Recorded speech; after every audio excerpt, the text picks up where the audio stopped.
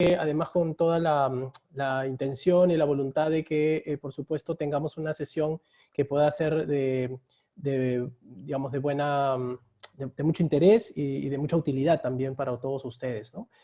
A mí me entusiasma mucho hablar de estos temas porque en realidad he ido trabajando muchas veces mis temas vinculados a la educación y a la educación virtual en particular, y la verdad es que para mí esto significa una experiencia muy positiva, muy valiosa, que yo creo que lo que hay que hacer es aprovecharla de tal manera que pueda significar de verdad un aliciente y una oportunidad para mejorar lo que es el sistema educativo, ¿no? Yo voy a compartirles una pantalla. Ya tengo, voy a retirar mi pantalla un momento porque a ratos falla y la verdad es que no sé qué ha pasado aquí con esta cámara en esta computadora, pero lo más importante es que les pueda compartir mi presentación que he hecho para que puedan ustedes hoy día seguir un poco la secuencia. Creo que sí se ve, ¿verdad? Listo. ¿Se ve, verdad? ¿Se ve la pantalla? ¿Sí? Sí, buenas tardes. Sí, se ve. Sí se ve. Ok, Sí, perfecto. Muy correcto. bien. Bueno, a ver, yo de lo que voy a conversar hoy día, vamos a tener esta videoconferencia básicamente sobre el tema de la evaluación virtual en tiempos de crisis. Y yo le he puesto este título, que en realidad se lo debo a un paper, a un artículo que escribió Karen Mokate, una buena amiga que fue justamente una de mis formadoras en temas virtuales, cuando ella hablaba de la evaluación. Y la evaluación, dice ella, hay que convertir al monstruo en aliado, ¿no? Y eso es bien importante porque la evaluación finalmente trata justamente sobre los aspectos más importantes, que son, digamos, los retos que tiene esto que se llama la enseñanza remota.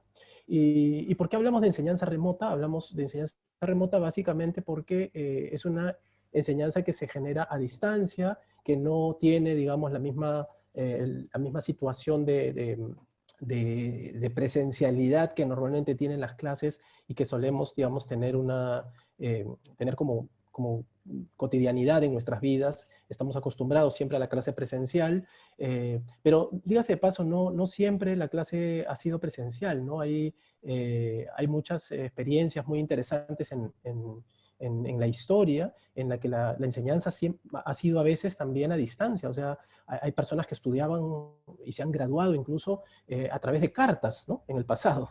Se intercambiaban cartas, se mandaban los documentos a través de el correo regular, y después de eso, digamos, se aprendía y se estudiaba a través de cartas. En otras ocasiones, en algún tiempo, debido a las pestes que hubo, ojo, esta no es la primera, ¿no? Hemos tenido muchas en nuestra historia, también se ha desarrollado en algún momento esta experiencia particular de enseñar, por ejemplo, a través de la radio, en otros casos a través de la televisión. Yo recuerdo el otro día un primo mío se quejaba en pantalla y decía, no puede ser que estemos aquí a nuestros hijos dándoles educación por televisión. Yo le decía, bueno, pero acuérdate, nosotros hemos estudiado en varias universidades en las que pasaron muchos años por el terrorismo, en las que no habían clases, y desarrollábamos nuestras clases virtualmente a través de la televisión. En los colegios, cuando yo estaba en el colegio, se recordarán de repente, algunos de ustedes son mis contemporáneos en edad, y en los colegios cuando habían huelgas, cuando habían problemas de que no habían clases, bueno, el Canal 7 pasaba pues estos programas de educación televisiva. Entonces, la enseñanza remota tiene una historia, no es reciente. El gran tema es que nos pone, así como está en las fotos, ¿no? Al niño lo estresa un poco porque es una experiencia nueva, aunque quizás sea el menos estresado de esta historia, ¿no? Hay que decirlo así porque nuestros hijos, la mayoría son ya nativos digitales, ¿no? En cambio, los padres o las profesoras, los profesores, entramos muchas veces en tensión producto de que no nos sentimos, digamos, cómodos con esta experiencia nueva, pero a la que finalmente nos vamos a ir acostumbrando y seguramente le vamos a encontrar mucho provecho. El asunto es conocerla, ¿no? Creo que otro elemento indispensable es hablar de que esto es parte de lo que se llama un cambio de paradigma. Estamos hablando de un cambio efectivamente en lo que es propiamente la forma en la que se hacen las cosas, en la que se miran las cosas. Thomas Kuhn tiene un libro muy bonito, yo lo compartí hace poco también, esta misma idea con los profesores del colegio, y les decía, Thomas Kuhn en realidad hablaba de que en la historia los cambios científicos se generan precisamente a través de cambios de paradigmas, es decir, cambia el modelo. Un día pensamos, varios siglos pensamos que la Tierra es plana y de pronto alguien dice, no, es redonda.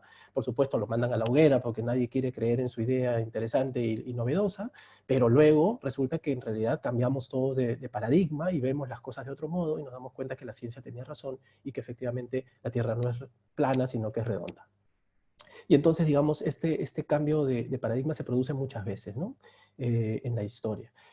Y claro, ¿en qué consiste el cambio en la educación virtual? ¿En qué consiste? Eso es bien importante que como padres, como profesores, como docentes, como autoridades y como políticos quienes toman decisiones en el Estado, piensen en qué consiste este cambio. Básicamente estamos hablando de que esta pandemia nos ha generado una distancia social, una distancia educativa. Y esto implica dos cosas que son nuevas en el sistema. Primero, la tecnología digital. Esto es completamente nuevo porque, por supuesto, la tecnología digital no estaba y no aparecía antes en el sistema.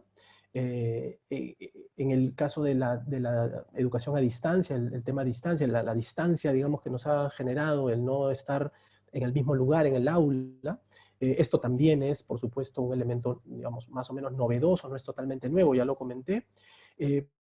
Pero esta distancia social y esta distancia educativa nos coloca con estos dos elementos, tecnología digital y distancia física.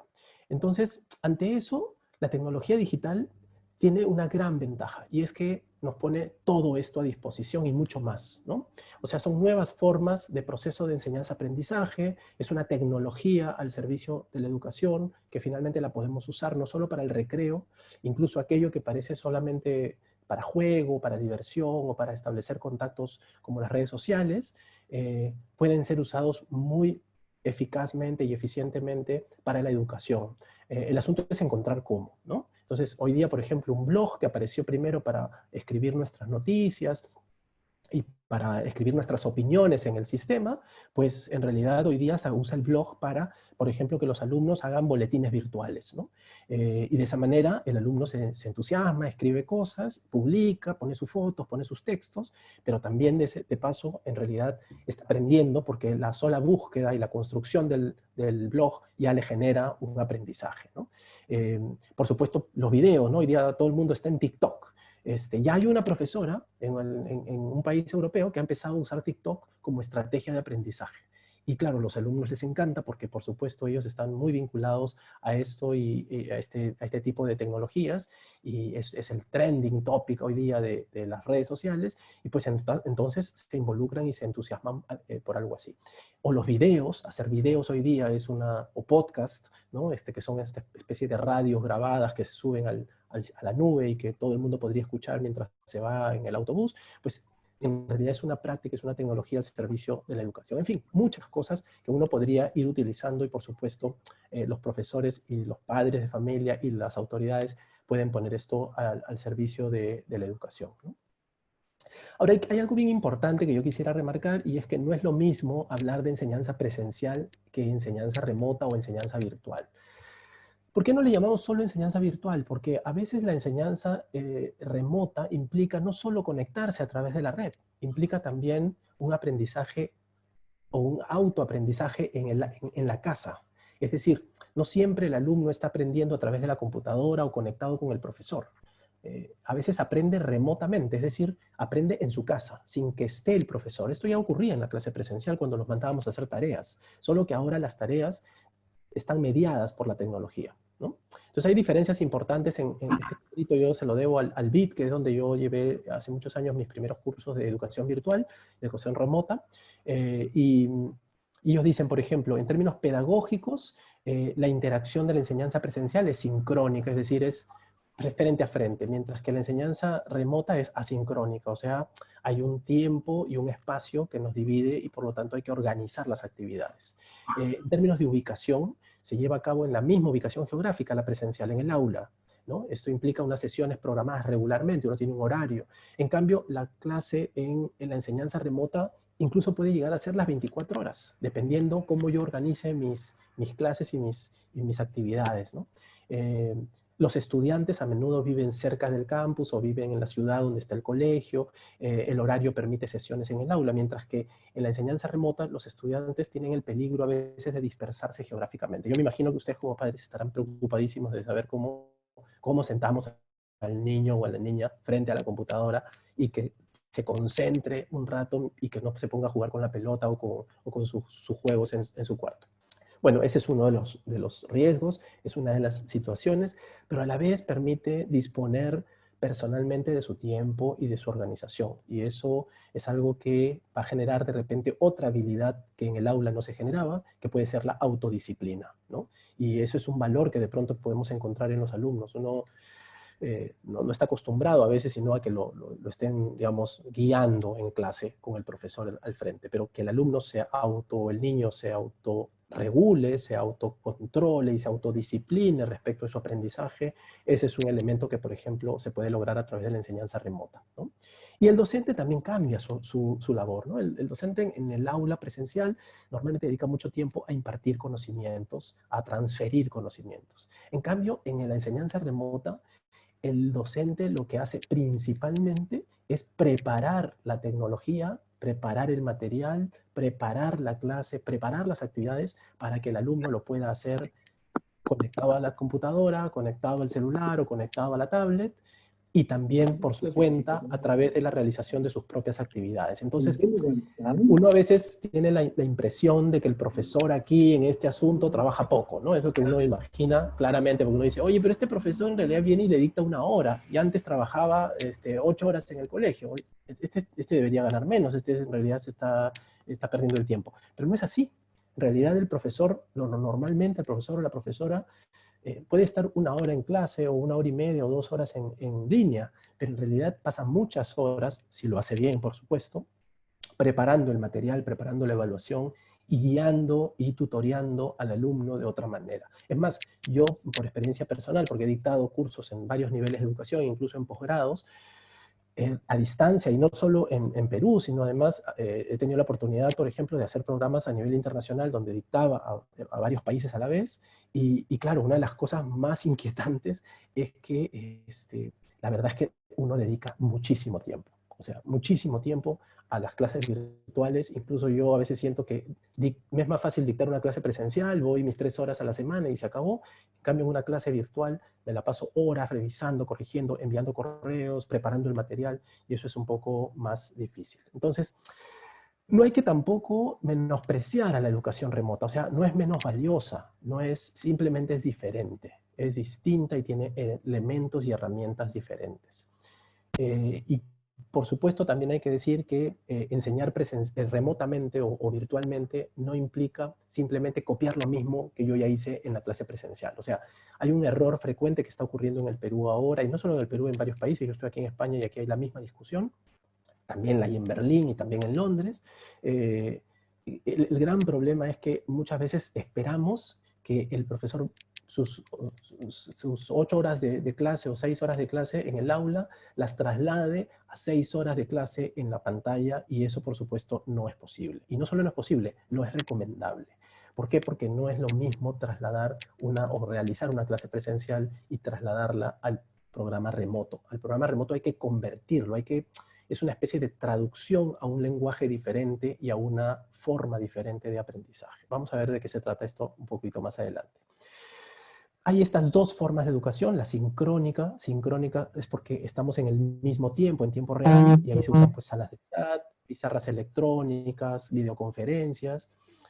Hay la asincrónica, en donde es precisamente esta educación remota, en donde los espacios y los momentos son distintos. Usamos correo electrónico, podemos usar foros, videos, etc. Y tenemos lo que se llama la educación mixta, es decir, aquella en la que hay sincrónica y asincrónica. Yo diría que esa es probablemente la mejor, ¿no? Porque tenemos todas las herramientas y todos los elementos para hacerlo de muy diversas maneras. Por eso es que, por ejemplo, algo que se promueve mucho hoy día es lo que se llama el B-Learning. Entonces, el B-Learning es la educación semi-presencial o semi-remota, es decir, que algunas cosas se dan presenciales y otras se dan virtuales. Esto es una técnica que, claro, seguramente poco a poco, cuando vayamos ya insertándonos de nuevo en la vida cotidiana después de estas cuarentenas, de repente se va a poder lograr, ¿no? Algo más importante, los niños tampoco pueden estar tanto tiempo expuestos a una computadora. O sea, podrían tener graves afectaciones, no solamente por las radiaciones no ionizantes que ya existen en los aparatos electrónicos, el internet, el wifi y todo esto, sino además por un problema de cansancio, agotamiento, su cerebro y su visión, por ejemplo, se alteran, les puede generar dolores en la mano por manejar el mouse, y hay N razones por las cuales un niño no debe pasar tanto tiempo, porque además puede también generar adicciones. Entonces, lo mejor es tener una exposición limitada a la pantalla. Por ejemplo, en sesiones presenciales, la resolución viceministerial del Ministerio de Educación ha establecido que de inicial a segundo grado no más de 1 hora, de tercero a sexto no más de 2 horas. En secundaria, 2 bloques de 2 horas cada uno, o de repente con algunos breaks o intermedios en el camino en esos 2 bloques. ¿Por qué? Porque no queremos que el niño se agote, se canse. Ojo, eso no significa que el niño no pueda trabajar en otras horas, en bloques pequeños, y vaya sumando su trabajo durante el día. O sea, el niño puede tener varias sesiones durante el día, hasta antes de irse a dormir incluso, hacer alguna tarea adicional que no, de repente no sea frente a la pantalla, pero que sí implique algún tipo de actividad de aprendizaje, ¿no?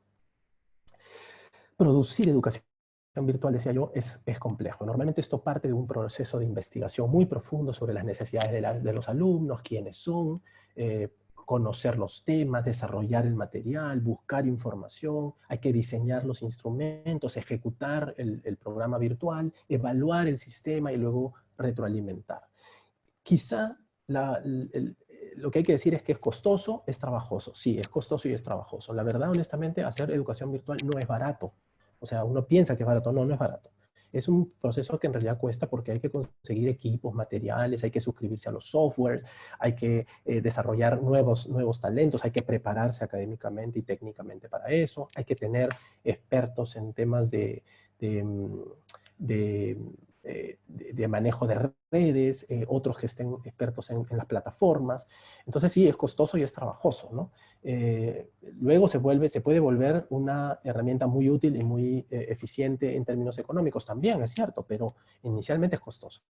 Y segundo, es divertido y es satisfactorio, porque en realidad uno no tiene límites con el tema de la educación virtual. Y eso es una gran ventaja. No hay límites con esto porque cualquier cosa que se nos ocurra, con las herramientas que tenemos, la podríamos desarrollar y podría ser muy interesante para el estudiante y también para el maestro, ¿no?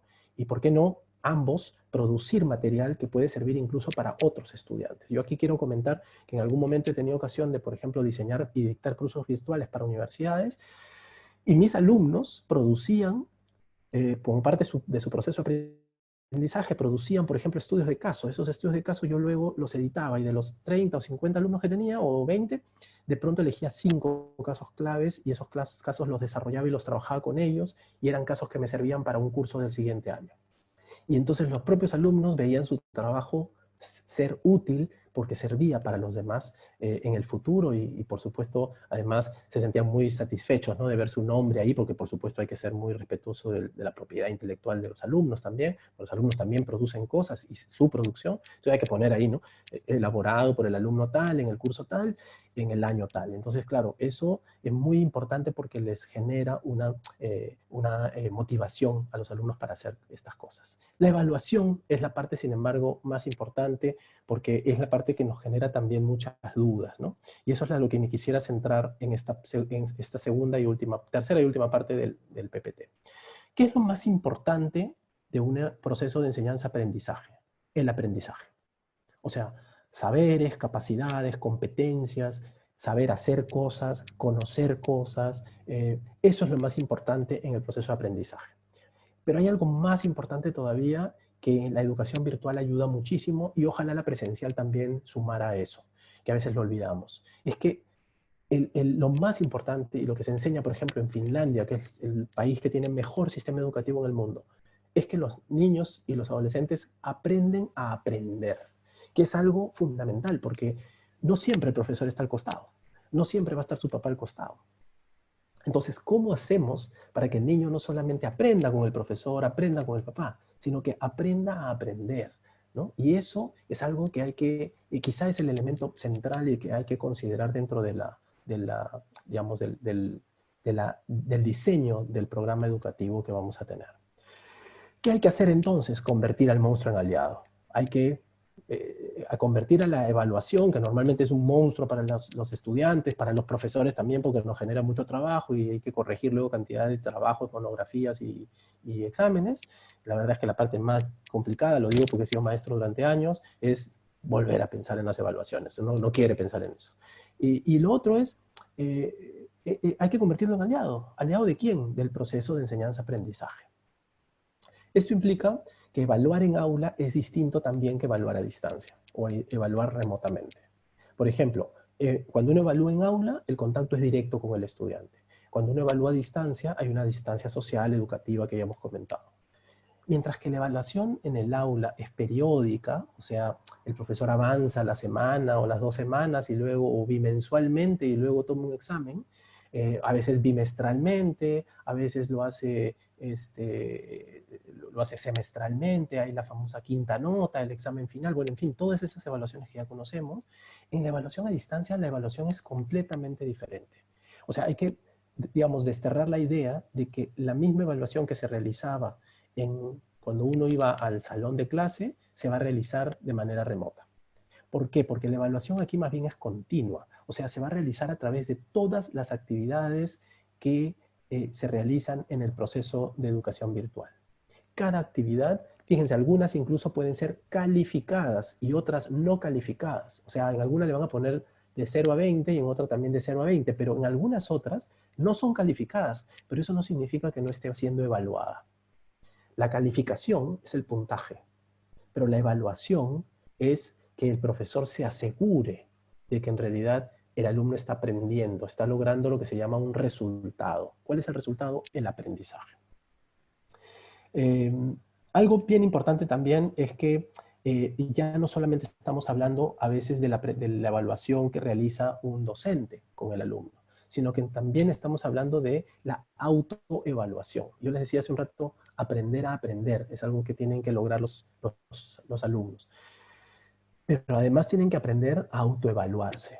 Y en estos casos es más importante que el alumno, por ejemplo, reciba un solucionario de su prueba, que revise si cometió errores o no cometió errores, que vuelva a revisar el ejercicio y lo vea ahora resuelto y lo compare y vuelva a hacerlo tratando de lograr lo que ya su solucionario dice, a que simplemente le digamos, pasa la prueba hoy día y luego el profesor te la corrige y te pone 0 o te pone 20. O sea, la autoevaluación es un proceso importantísimo y el alumno tiene que aprender a autoevaluarse. Y eso es importante, además, ciertamente, no solo para el proceso de una clase escolar, sino en general para la vida, ¿no? Porque la autoevaluación es uno de los elementos, por ejemplo, que hoy día se considera una habilidad gerencial primordial.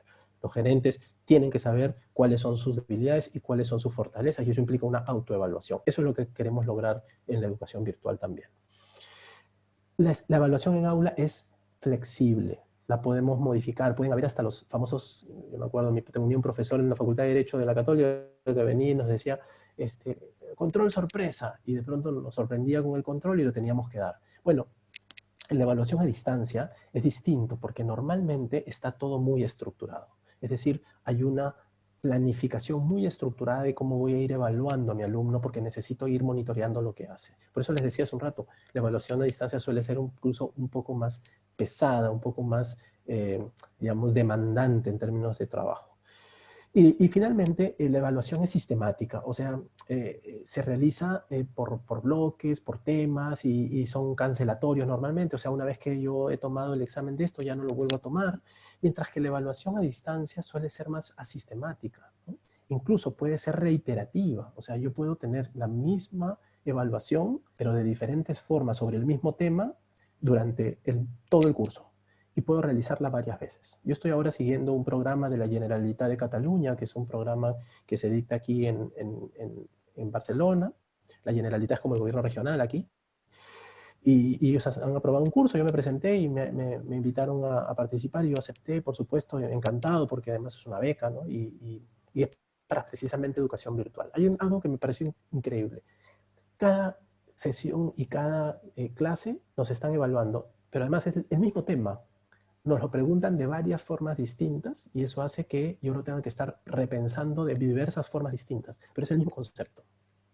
Entonces lo que tenemos es una evaluación en realidad asistemática pero muy estructurada, ¿no? Ha sido proyectada y pensada. Finalmente, la evaluación en línea suele ser evaluación continua.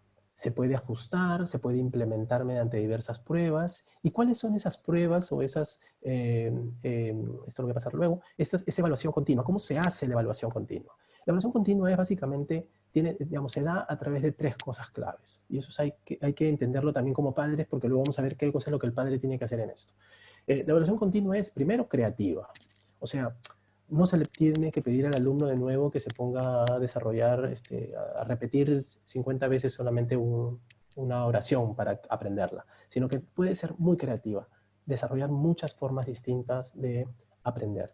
Segundo, repetitiva. Sí, hay que repetir, lo que decía hace un rato. No necesariamente es lo mismo de escribe 100 veces tu nombre para ver si te lo aprendes, sino de diferentes maneras. Jugar con las formas de repetición. Y tercero, es multimedia. O sea, la gran ventaja de esto es que en realidad vamos a poder tener cantidad de recursos que la web y la tecnología hoy día nos ofrece. Y eso es impresionante, ¿no? No lo teníamos muchos de nosotros y por supuesto es importantísimo aprovecharlo. ¿Cuáles son algunas de las formas de evaluación que, por ejemplo, hay que aprender también nosotros para poder ir guiando a nuestros hijos, ¿no? Porque el profesor hace una cosa y a veces nosotros le estamos pidiendo otra o creemos que se debe evaluar de otra manera. Una de las cosas que se tiene que hacer hoy día y que además el propio Ministerio de Educación lo ha recogido es la idea de crear portafolios electrónicos. ¿Qué significa portafolio electrónico? Que en una carpeta el alumno va empezando a acumular todos sus elementos producidos durante el curso. De repente un wiki, de repente le hace un blog, de repente hizo una infografía, de repente elaboró un PPT, de repente hizo un ensayo. Todo se va acumulando y eso forma parte de su portafolio electrónico, es decir, su carpeta donde va a estar todos sus productos realizados en el curso. Y eso es lo que el profesor además va a ir evaluando y por supuesto va a ser producción del alumno. O sea, la gran ventaja además es que todo eso queda acumulado y el alumno se va con su portafolio y se queda a fin de año con su portafolio de todo lo que ha producido en el curso. Y se hace evaluación en línea. La evaluación en línea significa también que se pueden hacer igual que lo tomábamos los exámenes para marcar, desarrollar o hacer formularios, pues hoy día se hace esto a través de la web. Incluso puede uno poner horas exactas, o sea, de 11 de la mañana a 12 el examen y a las 12 se cierra automáticamente. Es más, la pantalla se bloquea y yo ya no puedo poner un solo dato más. Esas cosas se hacen, se llenan formularios, se hacen alternativas múltiples y se hace evaluación en línea y es muy efectiva también. Tiene sus dificultades, como imaginarán, porque por supuesto pueden estarse pasando las respuestas por WhatsApp al mismo tiempo. A esa hora pueden estar copiándose las respuestas de internet, ¿no? Pueden estar con su calculadora al lado y sacando los datos con calculadora. Claro, todo eso puede suceder, como puede suceder el plagio en el aula también. Lo que importa es, en ese caso, un sistema de monitoreo o que la evaluación en línea sea de tal tipo que no dé pie ni tiempo a hacer algo así. Por ejemplo, se juega mucho con pruebas contra el tiempo. Eso es muy importante y muy útil para efectos de evaluar en línea. Algo súper interesante es los foros de discusión. Parece tonto, ¿no? Pero ustedes se han dado cuenta que a veces los chicos están, y nosotros mismos, estamos todo el día chateando por WhatsApp, comunicándonos con alguien, estamos en una reunión y seguro que varios ahorita están ahí en su reunión escuchándome, pero además están mandándole por WhatsApp el mensajito a alguien o respondiendo algo de sus trabajos o de sus oficinas o de su familia. Claro, el diálogo, la conversación es algo a lo que están acostumbrados ya hoy día los ciudadanos digitales. Y yo creo que el foro de discusión es útil porque además mide la capacidad de síntesis. Lo que hay que hacer es establecer reglas claves, formas de hacer foros de discusión para poder entrar y plantear un tema, una pregunta. El profesor va guiando la discusión, el alumno tiene que intervenir 1 o 2 veces, comentarle a otro alumno, plantear un tema. Luego se puede plantear que algunos de repente resuman las ideas de un foro de discusión. Y por productos. ¿Qué significa por productos? Evaluar por productos significa que van a elaborar algo juntos o individualmente. Por ejemplo, van a hacer su ensayo final, o va a hacer su carpeta final, o va a hacer el trabajo monográfico final. Entonces, o puede ser algo diferente, un video, o puede ser de repente una página de podcast o un podcast que hayan creado, o pueden haber grabado de repente una proyección de slides con fotos que hayan tomado. La cantidad de productos que podemos generar es realmente infinita, porque podemos usar todas las herramientas que hay. todo lo que hay en Wikimedia, todo lo que hay en fotografía, podcast, blogs, y por supuesto líneas de tiempo. Hoy día hay mucho software que permite crear muchas cosas en línea. Los niños se maravillan con el tema de la tecnología digital. Es impresionante. Y probablemente saben mucho más que nosotros hoy día de lo que hay realmente en el sistema, ¿no? Hay que establecer ciertamente los controles parentales, que son los controles de que no vayan a acceder a determinadas páginas que los pueden dañar, pero creo que eso es bien importante que los padres lo tengan en cuenta y aprendan también cómo hacerlo. Hay un problema clave, lo decía hace un rato, el tema de la deshonestidad intelectual o el plagio. Y ahí hay que tener cuidado porque, por supuesto, pueden alterar software, pueden usar bots o esto que se llama algunas como respuestas automáticas, ¿no? Son como robots que van contestando tus preguntas automáticamente. Esto hoy día existe y la verdad es que los chicos a veces son sorprendentes para encontrar esas formas de solucionarios rápidos o robots que les... Hay un app que cuando uno pone el celular, proyecta el ejercicio y el ejercicio se resuelve automáticamente. Eso existe hoy día. O sea, y por supuesto hay que tener cuidado de que eso, digamos, esté al alcance de los estudiantes mientras están dando una evaluación. Los grupos de WhatsApp, las comunicaciones o el contenido de la red, en fin, todo esto, digamos, hay mucho tema de plagio a veces en los programas virtuales. Bueno, hay que establecer reglas de principio claras. Por supuesto que hay que monitorear también a través de, y ahí los padres tienen una función fundamental, o los tutores, o el hermano mayor, quien esté al cargo de acompañar al niño en este momento, para que establezca algunas reglas sobre cómo debe dar sus evaluaciones, ¿no? ¿Cuál es, y aquí voy terminando, el papel de los padres en esto? Y eso es bien importante porque en el sistema educativo, en los principales países europeos y en Estados Unidos, donde se desarrolla la educación virtual con mucha frecuencia, los padres se han tenido que involucrar en el proceso. Y eso implica empezar a comprender. Por eso es que yo tengo que felicitar no solo al colegio que ha organizado esta reunión, sino además a la cantidad de padres que están hoy día reunidos, porque la verdad creo que es una enorme responsabilidad de los padres involucrarse en el proceso de formación, digamos, de los estudiantes y de evaluación en particular, ¿no?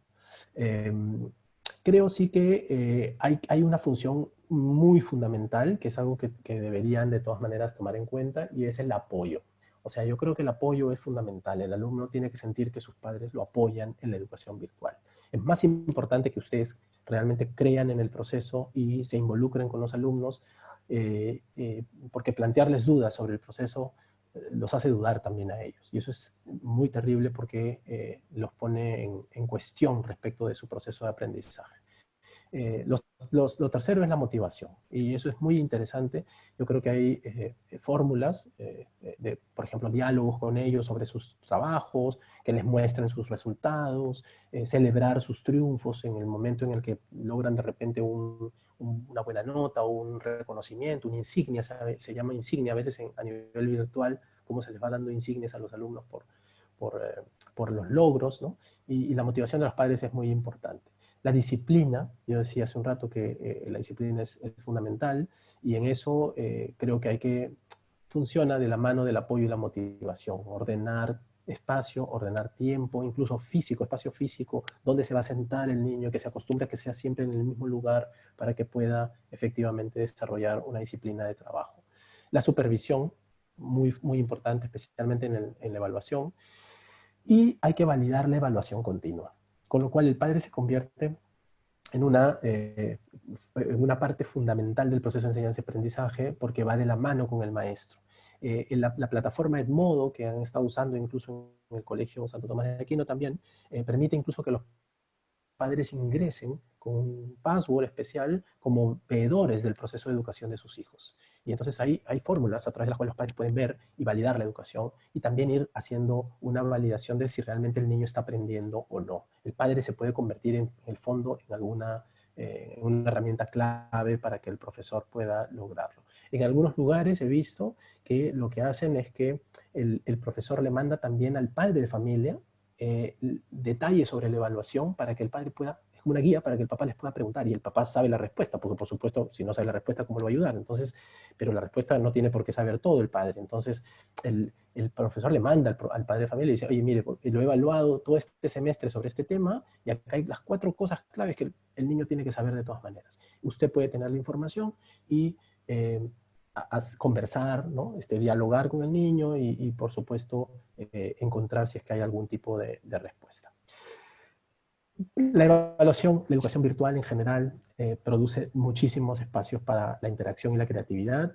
Yo quería compartirles esto y más bien me voy a quedar con ustedes para las preguntas, para poder compartir con ustedes de repente algunas reflexiones. Yo sé que muchos tendrán de repente dudas, preguntas, y podemos de repente desarrollarlas juntos. Así que hasta aquí llego y seguimos conversando con las preguntas. Muchas gracias.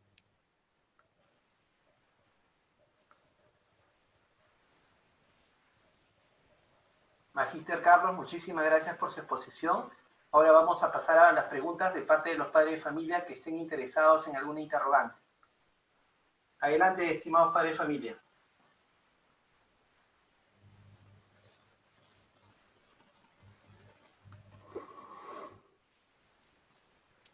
¿Alguna duda, alguna inquietud? Por mi parte, soy el señor Orozco. Buenas noches, profesor. Señor Orozco, ¿cómo está usted? Buenas noches. Señor Orozco. Sí, la cuarentena, como todos. Aquí, para solamente el punto de vista muy interesante. Le agradezco por la invitación a esta conferencia que ha tenido el señor Alza, muy profesional en todo el aspecto que ha mencionado. Nos ha abierto un poco más lucidez en cuanto a lo que está ocurriendo en nuestros hogares, ¿no? En cuanto a la supervisión de nuestros hijos, al contenido, que cómo ellos desarrollan sus trabajos con el sistema que están realizando, y que los felicito.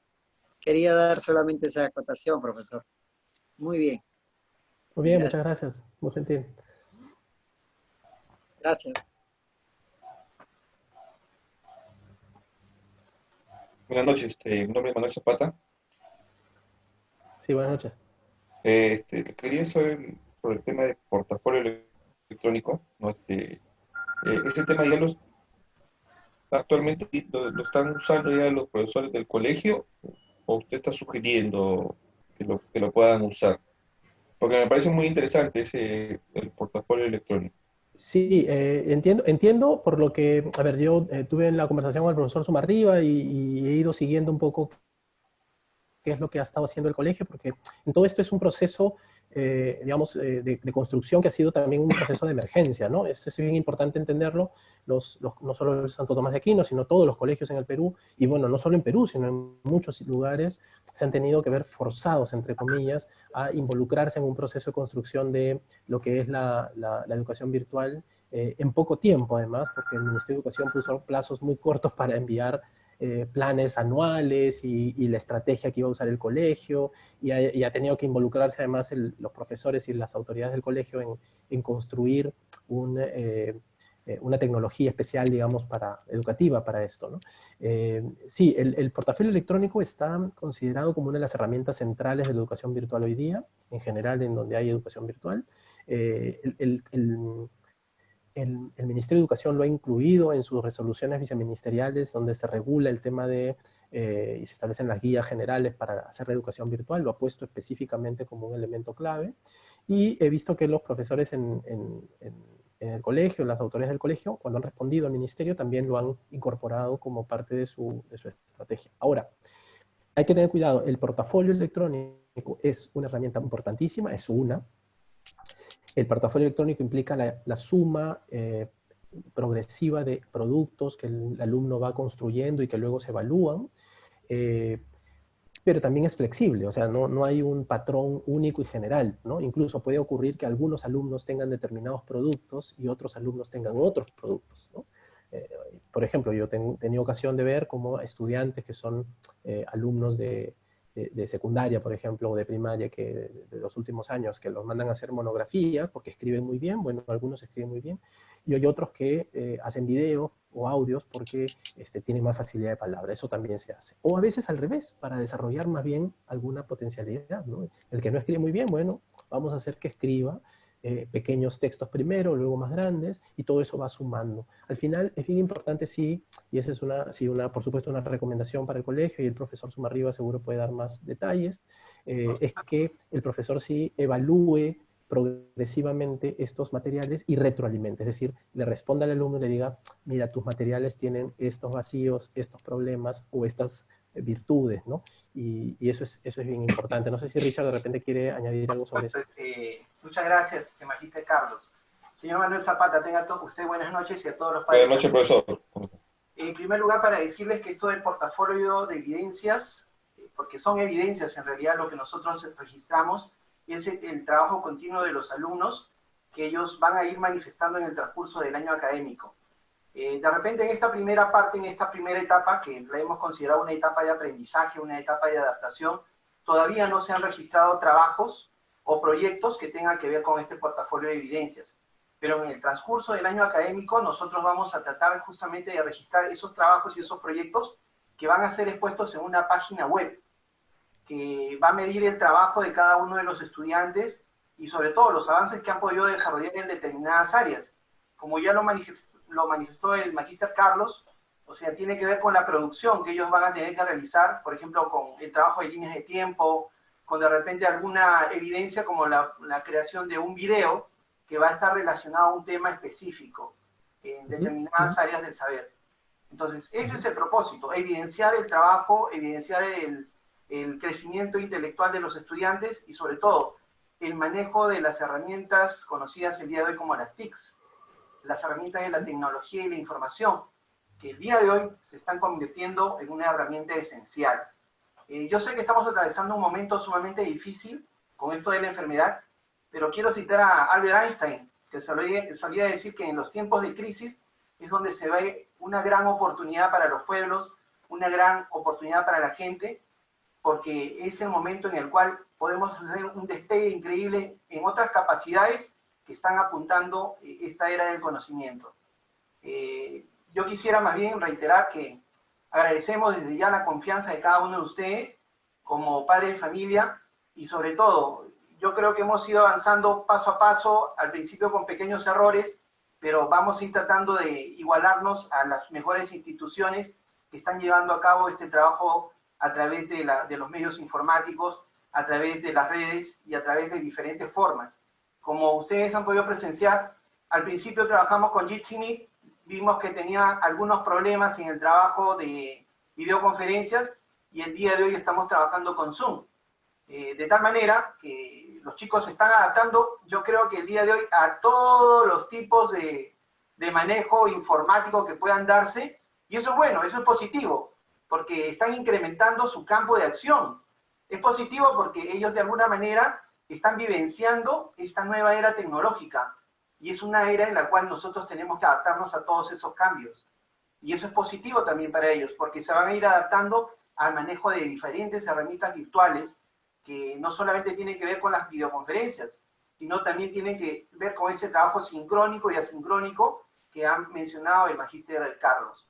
En el caso del trabajo asincrónico, tenemos pues el desarrollo de los archivos PDFs, los videos que van mandando los maestros, los trabajos que van dejando a través de la red, las evaluaciones que se están generando en línea. De repente, en este principio, en esta primera etapa, vamos a evidenciar pequeños errores que vamos a ir subsanando, porque todos estamos también en este proceso de aprendizaje. Eso sería todo, estimado caballero. ¿Alguna otra pregunta? ¿Qué tal? Buenas noches. Habla Natalie Rodríguez. Una consulta sobre el tema de las evaluaciones como en sí el plagio es muy evidente. Cada uno, yo creo que como padre en el momento del examen tiene que quitar. Pero también hay no sé si es un programa, pero sí lo he visto en varias instituciones. Hay un tipo de examen examen que se da con reloj, pero las preguntas varían cada vez que el alumno entra al examen. Entonces, como que el profesor da un banco de 100 preguntas, por ejemplo, y cada vez que el alumno entra, si son 20, jala esas 20 preguntas. Entonces ya no va a haber ese tipo de preguntar, oye, ¿sabes la pregunta 5? Porque mi pregunta 5 puede ser distinta a la pregunta 5 de esa persona. Yo creo que eso pues, se podría hacer, se podría buscar. Más que nada, para evitar, yo creo que también es el valor de cada chico y la ética, más que nada, ¿no? Buen punto. Pero se puede hacer eso, porque en muchas universidades he visto que se están haciendo eso. Sí. Sí, ciertamente, hay programas que permiten y hay software que permiten hoy día hacer evaluaciones y con lo que le llaman balotarios, y esos balotarios, ¿recuerdan ustedes que a nosotros nos tomaban exámenes así, ¿no? Yo recuerdo haber dado la quinta nota, la famosa quinta nota con un balotario, nos hacían un montón de, claro, más tradicional y artesanal, ¿no? Hacían unos papelitos con preguntas y uno sacaba la pregunta y decían, la 35, ya respondía uno a la 35.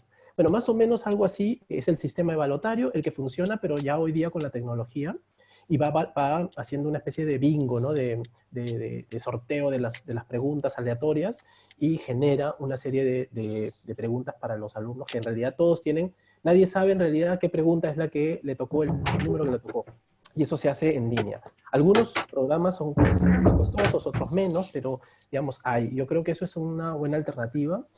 Lo que se puede hacer también, en tanto uno no encuentre o no tenga todavía el software para ello, lo que se puede hacer, por supuesto, es realizar evaluaciones diferenciadas, ¿no? Por grupos, o sea, digamos, uno establece evaluaciones distintas, así como hacíamos en el aula, ¿no? En el aula a veces yo llegaba y decía, ya, todos, a ver, esta es la fila A, la fila B, la fila C, y de pronto eran 3 filas y entonces nadie tenía, o lo que hacía era que chocolateaba las preguntas y le entregaba a todos un examen y nadie en realidad tenía certeza de quién tenía qué examen. Entonces son formas a través de las cuales el profesor puede lograr esto. Y yo creo que sí, es muy valioso lo que dice Natalie, que de verdad es muy importante porque... Ahora, yo quiero puntualizar algo que lo mencioné en la exposición y que lo mencionó también la señora Rodríguez. Es bien importante el tema de la ética como un elemento clave de formación en el alumno precisamente en estos casos. O sea, yo creo que es fundamental porque, digamos, el plagio está muy extendido en el Perú, ¿no? Ustedes se han dado cuenta, hasta candidatos presidenciales han tenido problemas de plagio, o sea, y funcionarios, altos funcionarios, y a todo el mundo lo acusan de eso, ¿no? Y no siempre, a veces, no siempre es verdad, es cierto que también no siempre es verdad, pero en muchos casos sí lo es. Y yo creo que allí hay que tener... ¿Y por qué? Porque la gente no valora y no entiende que en realidad no poner las comillas, no poner el nombre del autor o copiarse en el examen es en realidad robar también, ¿no? Solo que le está robando uno las ideas a otro, pero es un robo también, ¿no? Es un acto de corrupción precisamente por eso, ¿no? Y yo creo que es una excelente oportunidad para discutir esos temas en casa, ¿no?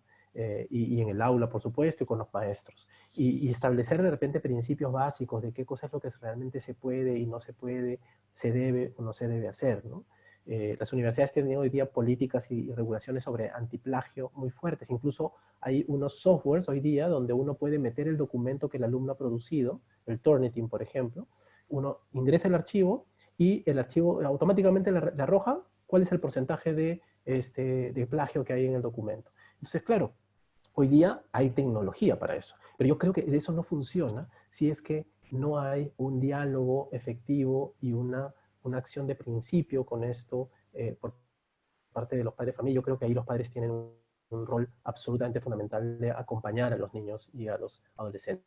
Y más que también entender, ¿no? Que nadie nace sabiendo, obviamente. O sea, digamos, el niño y el adolescente también tiene que ir construyendo este proceso en el camino y creo que es una buena oportunidad para hacerlo, ¿no? ¿Alguna otra pregunta? ¿Sí? Buenas noches. Buenas noches. Buenas noches. ¿Cómo están? Buenas noches. Gracias por la invitación. Les saluda Julio Yuncor, papá de Grisel Yuncor. Y también agradecer al expositor, ¿no? Yo quería comentar justo lo que usted acaba de mencionar respecto a la existencia de muchas herramientas, pero que tecnológicamente están disponibles, pero que pierden su valor toda vez que mucho depende en realidad del factor humano. Vale decir, nuestros principios, nuestros valores, lo que los chicos tienen, digamos, ¿no? Y que de alguna manera el padre o madre tienen que estar ahí detrás guiándolos, ¿no? Y viendo pues que tengan un proceso de aprendizaje encaminado, ¿no? ¿Por qué hago esta mención? Justamente por algunos sucesos que han estado ocurriendo, ¿no? En el colegio y que obviamente han estado perjudicando tal vez a otros niños. Entendemos, obviamente, que este proceso, de alguna forma, motivado por las circunstancias, nos ha agarrado a algunos de manera sorpresiva. Sin embargo, como bien lo he mencionado, esta es una actividad que se viene realizando hace muchos años, en mayor o menor grado, en distintos lugares, y de pronto ahora sí es algo ya masificado, ¿no? El tema que mencionó la señora Rodríguez respecto a las evaluaciones, a los bancos de preguntas, tal como usted lo ha mencionado, efectivamente, o sea, hay tecnologías disponibles que permiten hacer muchas cosas, acompañan muy bien el tema de aprendizaje, ¿no? Y justamente yo quería aprovechar eso y la experiencia que usted tiene, ¿no? En el tema de docencia a distancia, ¿qué podría de pronto sugerirnos para pensar en mejorar la plataforma que actualmente tiene el colegio? Valgan verdades, realmente felicito, quiero aprovechar, en su momento lo dije en alguna opinión en grupo de WhatsApp que se ha generado digamos, para el colegio, para los chicos y para los papás, en el sentido de que se aprecia realmente bastante esfuerzo del colegio en tratar de pronto implementar plataformas que permitan a los chicos continuar su proceso de aprendizaje y no, digamos, tener dificultades más adelante. Pero no solamente es el colegio, en realidad el proceso educativo tiene varios frentes.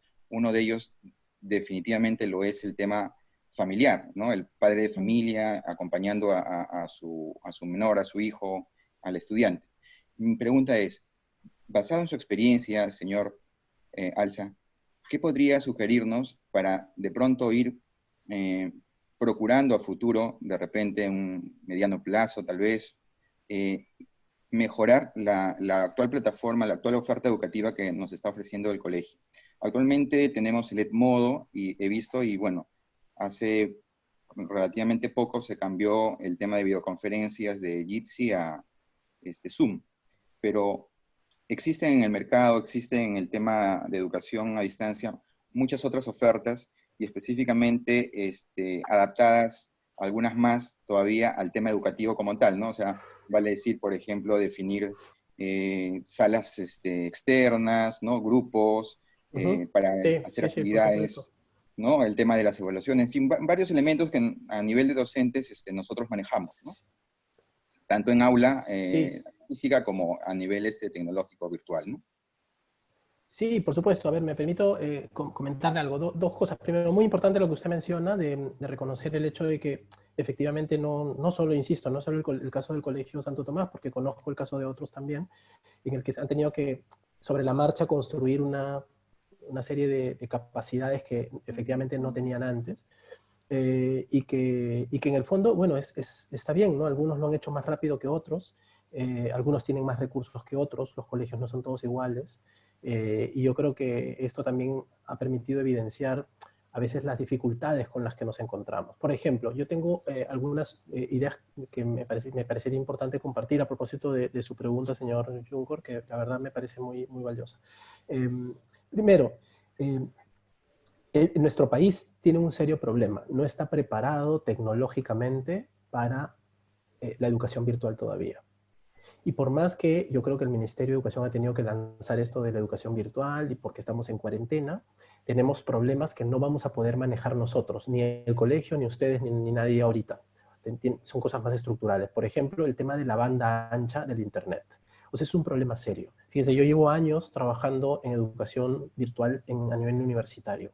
He diseñado, yo dirigía la Escuela de Gobierno de la Universidad Católica, tenía cantidad, 3.000 alumnos al año en programas virtuales en todo el país, y lamentablemente hay lugares en donde los alumnos no podían entrar a Zoom, a Jitsi o a una videoconferencia porque la banda ancha del internet no les llega. Y lamentablemente funciona así. En algunos lugares incluso se escucha cortado. A ustedes mismos hace un ratito a algunos se les escucha cortado porque nuestra banda ancha no es tan ancha como se ha anunciado. Y eso es un problema regulatorio de las telecomunicaciones en el Perú, de lo mal que hemos hecho la regulación de las telecomunicaciones. Lamentablemente es así. O sea, yo tengo aquí en España, por ejemplo, 5G, tengo fibra óptica y, por supuesto, aquí las telecomunicaciones. O sea, nadie ha salido a preocuparse del tema Internet, porque todos tenemos Internet, ¿no? Y funciona muy bien. Pero eso no es igual en el Perú. Segundo, no hay tecnología perfecta. O sea, el Jitsi, el Zoom, fíjense, han funcionado súper bien mientras tenían seguro 1 millón de usuarios. Ahora tienen 300 millones de usuarios. Y entonces, claro, colapsan. O sea, ¿no? Es como poner demasiado arroz en una olla. O sea, es demasiado, se revienta el sistema. Y es lo que le está pasando a Jitsi. Jitsi empezó muy bien, era la alternativa a Zoom, y de pronto ha empezado a bloquearse, se cae. Yo ya no uso tampoco Jitsi porque la verdad es un problema. Pero fíjense que me genera otros problemas. Yo uso Zoom ahora, pero el Zoom con mi Mac la altera y, por ejemplo, me genera el problema que ustedes están viendo ahorita. Mi cámara no funciona bien. Y ya me encontré en internet que en Mac ha anunciado que efectivamente hay un conflicto entre Zoom y Mac y por lo tanto cuando usted tiene una Mac, el Zoom no le va a funcionar bien. O sea, tenemos una serie de dificultades que van a aparecer en el camino, producto de que todavía no estamos del todo preparados y que no hay una tecnología perfecta. Ahora, dicho esto, yo creo que primero hay que usar las tecnologías que ya existen y que son, digamos, disponibles y que funcionan más o menos bien. Por ejemplo, Edmodo es una de las... Existen otras. Existe, por ejemplo, Schooling. Schooling es una plataforma muy interesante que es del Reino Unido, en donde también, y española, bueno, son un consorcio español británico, que es igual que Edmodo. Ya está preparado, uno solo cuelga su información, ya la plataforma existe y uno puede hacer lo mismo que en Edmodo, es una plataforma europea. Digamos, también funciona, y así como esa, hay 30 más.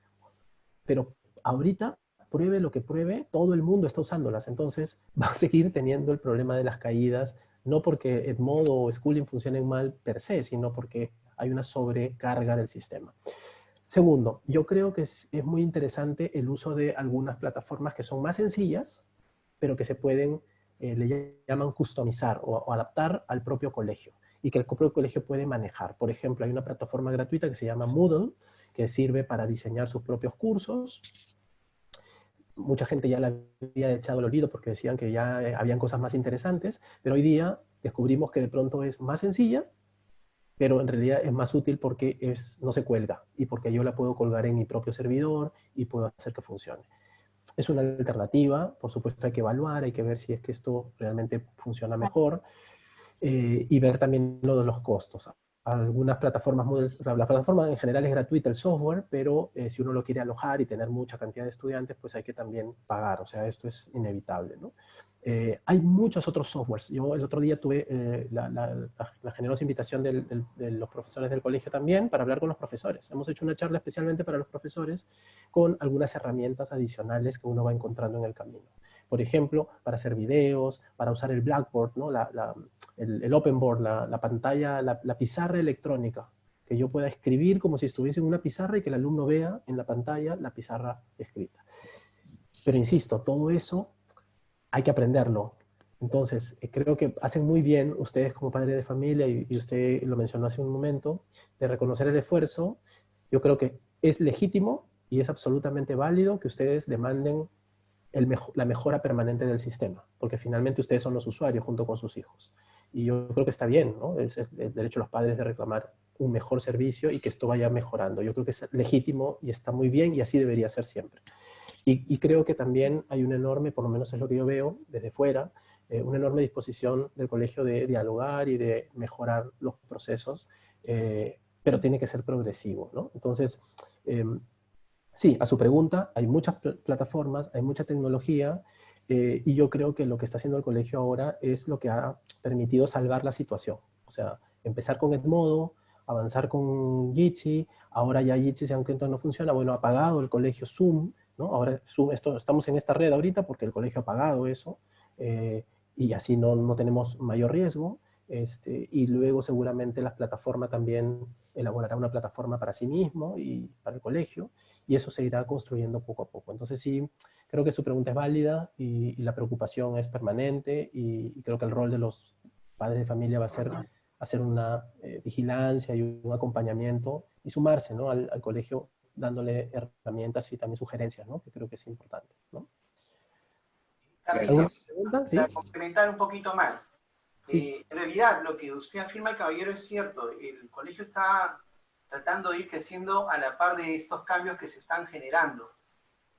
Como usted puede apreciar, nosotros comenzamos sin tener página web, comenzamos sin de repente conocer mucho acerca de este ambiente, y me refiero de manera general, porque posiblemente muchos docentes ya habían trabajado con estas plataformas virtuales.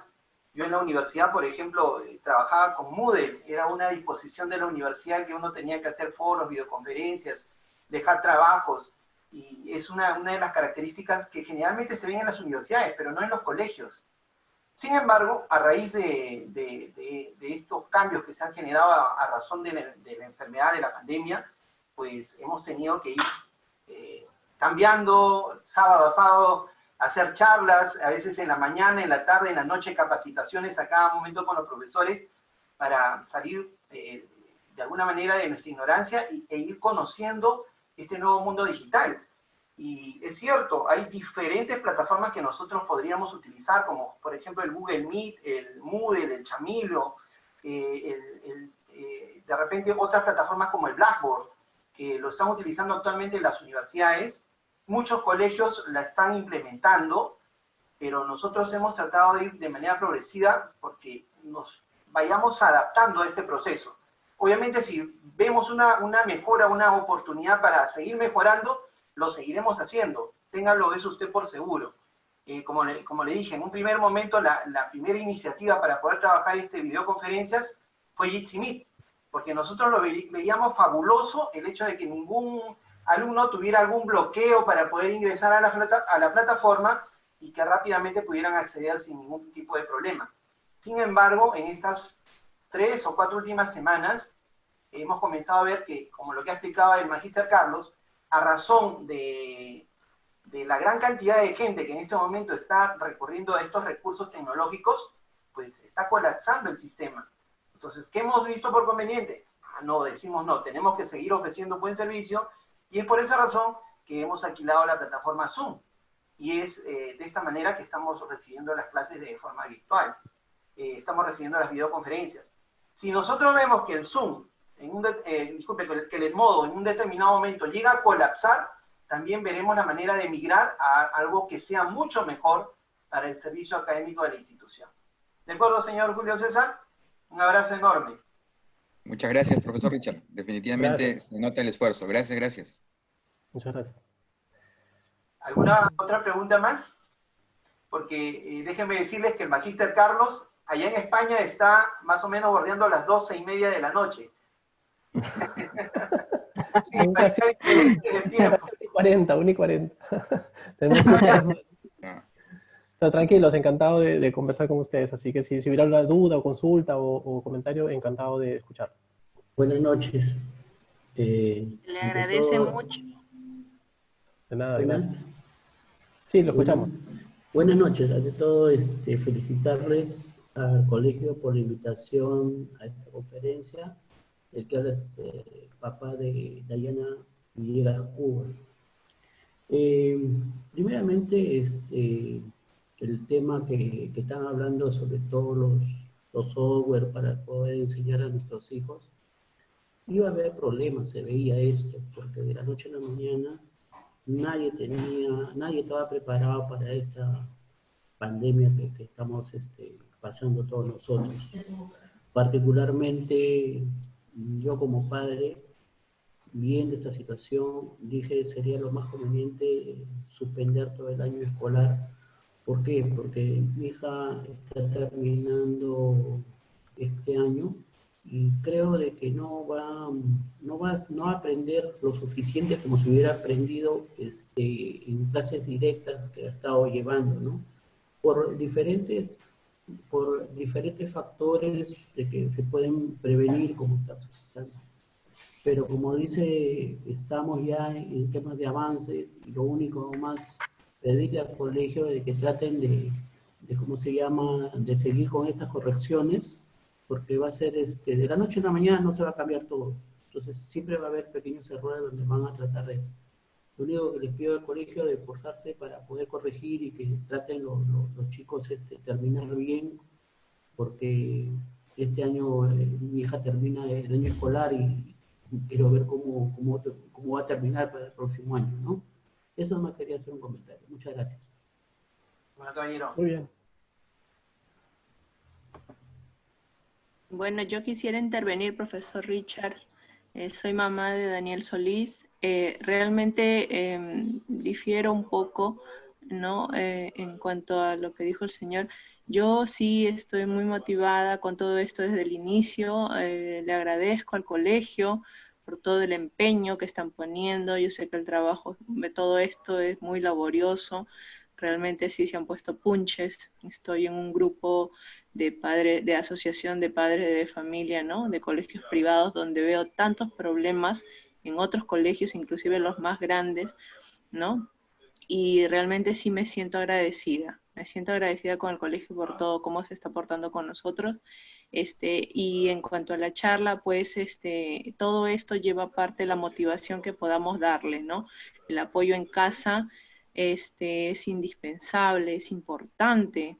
Yo veo a mi hijo inclusive más suelto detrás de la pantalla en cuanto a contestar, a intervenir, ¿no? Lo veo, no, yo en el colegio no sé si será así porque él es bien chupadito para esa cosa, pero en casa sí lo veo que interviene bastante y participa.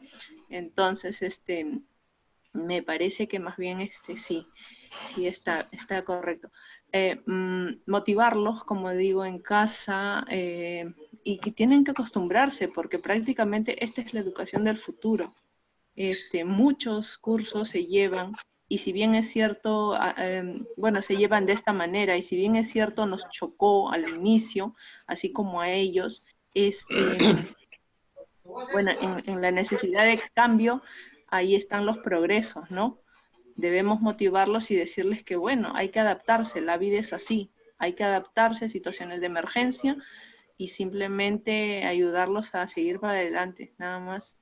Lo que les ha tocado vivir es muy difícil y es algo que les va a marcar, pero hay que ver la parte positiva también y sacarlo mejor, pues, ¿no? En eso también tenemos nosotros ¿cómo se fortalecerlos también a ellos, ¿no? Bueno, lo último, pues muchas gracias a todos los profesores, a todo el personal del colegio, por todo lo que están brindando, ¿no? Y a nuestra señora directora también, y muchas bendiciones, que Dios los cuide mucho, a todos, a todo el colegio, realmente, porque sí están demostrando que somos la familia, ¿no? La familia que siempre ha mencionado la directora. Muchas gracias. Muchas gracias a usted, señora, y a cada uno de ustedes por la confianza, por el cariño, y sobre todo por el hecho de como ustedes lo han manifestado. Estamos atravesando un momento difícil, pero a pesar de las dificultades tenemos que seguir adelante. El mundo sigue girando, los problemas van a seguir viniendo y lo único que estamos enseñando a nuestros hijos es que tenemos que superar cada problema que venga. Tenemos que hacerlos reaccionar ante cada circunstancia que se avecine, porque ese es el mundo actual. Y el mundo no está para derrotados, sino está para vencedores. Y somos vencedores cada vez que nos lo proponemos. Señorita directora. Ante todo, muy buenas noches. Buenas noches. Señores autoridades del colegio, señores padres de familia, querido doctor Carlos Alza, desde esta tierra querida, que llegue hasta allá virtualmente mi abrazo cariñoso. Y aparte agradecerle de corazón por estas dos conferencias magistrales que nos ha dado en estas dos oportunidades. Estas charlas quedarán escritas en las páginas de la historia del colegio. Quedará plasmado en nuestros corazones ese cariño, ese amor que usted siempre ha tenido por este centro educativo Santo Tomás de Aquino de los Jardines. No de ayer, sino desde el primer día que hemos pensado en crear este colegio. Usted es partícipe de la creación de este colegio. Siempre lo hemos tenido presente en nuestro corazón. Y el que le representa en el corazón permanente es el doctor Víctor Alza, que siempre está con nosotros. Gracias, Carlitos. Gracias por estas charlas que serán en bien de los señores profesores, en bien de los padres de familia y sobre todo para que mejore nuestra enseñanza virtual hacia nuestros alumnos. Muchísimas gracias a los que han participado en esta charla, a los padres de familia, a los profesores y a ti, Carlitos. Desde aquí otro abrazo fuerte de parte de Walter y de la que habla. Éxitos y pronto nos estaremos dando el abrazo cuando esté por acá. Por supuesto, señorita Catalina, muchas gracias. Yo, escucharla es un gusto y más aún saber que todo va avanzando bien. Yo recuerdo aquella vez cuando usted llegó y le comentó a mi padre que iba a abrir su colegio. Y fue una de las cosas muy bonitas que recuerdo porque yo era muy joven, estaba yo recién por entrar a la universidad, recuerdo. Y me acuerdo que conversamos mucho sobre muchas cosas del colegio, y años después ver que esto ha crecido y que hoy día tiene un colegio en funcionamiento, me satisface mucho, pero me satisface mucho más el ver que en el proceso esta reunión evidencia el enorme compromiso que usted, desde que yo la conocí cuando usted era directora del Colegio Guadalupe, siempre evidenció un compromiso enorme con la educación, y que es algo que compartimos precisamente con mis padres y mi hermana y yo también, ¿no? Estamos dedicados a este tema de la educación. Yo aún a distancia le agradezco más bien, yo le agradezco que usted me haya dado esta oportunidad, porque es una forma de retornarle al país, a la educación, a los niños, a los padres de familia, aquello que también uno aprende de fuera. Y creo que es el compromiso de quienes estamos fuera. Tenemos que seguir aportando en el país aquello que sabemos y aprendemos, porque finalmente nuestro país lo necesita, lo requiere, y yo creo que lo merece, ¿no? Entonces, por los niños, por las niñas, por los adolescentes, por la gente que se educa, al final aprendemos todos, y creo que ellos merecen realmente nuestro esfuerzo. Así que yo, señorita Catalina, le agradezco mucho y lo felicito, porque este esfuerzo vale la pena, y de verdad los aliento a seguir, y cuente usted siempre con mi colaboración en cuando sea posible y necesario. Así que igual agradecerle al profesor Somarriba, que ha tenido la enorme habilidad para organizar todo esto las 2 veces, ha sido estupendo, y cuente conmigo, si es necesario, seguramente seguiremos en contacto. Yo les agradezco muchísimo. Muchísimas gracias también, Carlitos. Un abrazo. Un abrazo fuerte también. Gracias. Gracias, muchas gracias. Muchísimas gracias, Carlitos. Reiteramos nuestro cariño por tu trabajo y sobre todo la admiración, porque eres un gran profesional. Y a ustedes, queridos padres de familia, les agradecemos su presencia, su tiempo, y obviamente es en beneficio de nuestros estudiantes, a quienes queremos y les deseamos siempre lo mejor. Esperando que Dios los bendiga en cada uno de sus hogares, y que reine la paz, el amor, la tranquilidad y sobre todo la salud para cada uno de ustedes. Que Dios los bendiga, y será hasta otra próxima oportunidad, porque las reuniones van a seguir. Vamos a tener la invitación de la psicóloga, que también va a hablar otros temas que son muy importantes el día de hoy. Les agradecemos desde ya la presencia esta noche, y a ti, Carlitos, nos encontramos el día de mañana nuevamente. Un abrazo para todos. Muy bien, buenas noches, y que todo pase bien. Gracias, hasta luego. Bendiciones para todos. Hasta luego. Muy Gracias. Hasta luego. Muchas gracias. Gracias, hasta luego. Buenas noches. Bye. Hasta luego. Buenas noches, buenas noches. Buenas noches para todos. Buenas noches, profesor Alza. Buenas noches, profesor Alza. Cariño para ustedes. Buenas noches. Hasta luego, profesor Alza. Gracias. Bendiga. Hasta luego, directora. Que Dios los bendiga. Richard, hasta luego. Muchas gracias. Hasta luego, caballero. No, señora. Bendiciones para todos ustedes.